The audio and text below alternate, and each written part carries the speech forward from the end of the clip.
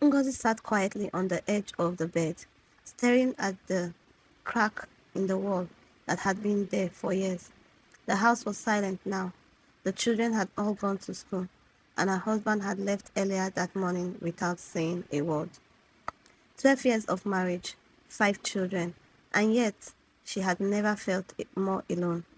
When Ngozi first married Emeka, she was full of dreams.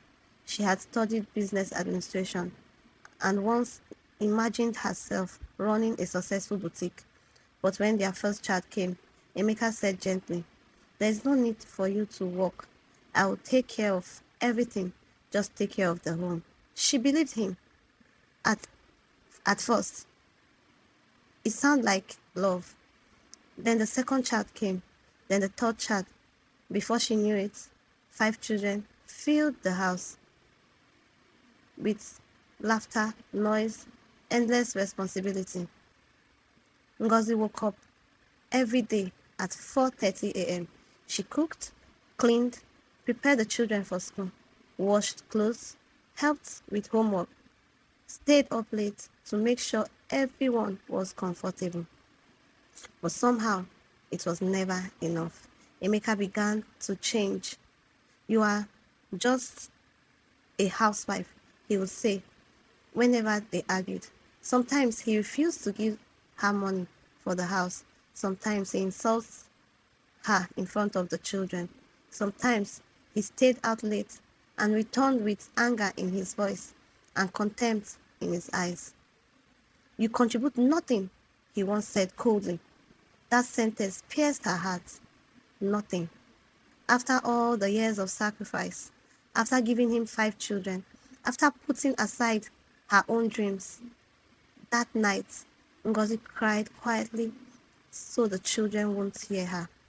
She looked at herself in the mirror and barely recognized the woman staring back. Her eyes were tired, her shoulders heavy, her spirit broken. But something inside her refused to die.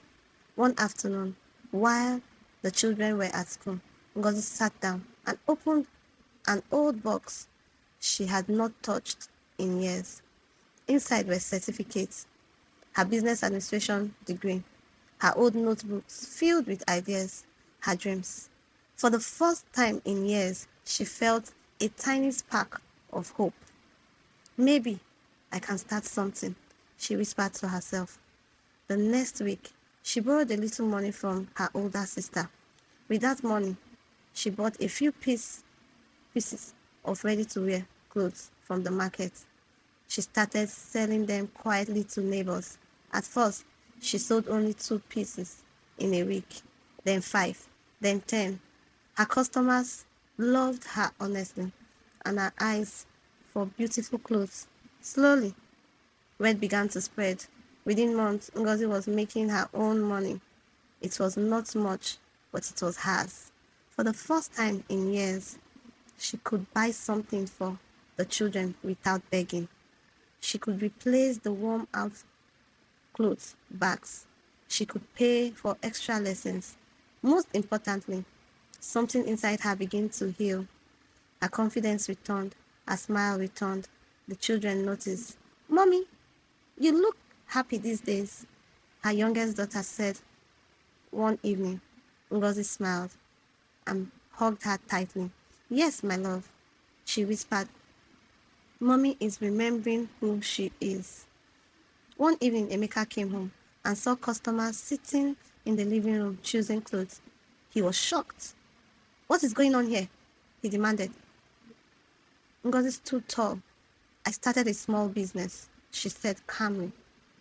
For a moment, he said nothing. The same woman he once called nothing now stood before him with strength in her eyes. The truth was clear. Ngozi had not been weak. She had only been forgotten. But now she has found herself again. And no one could take that away from her.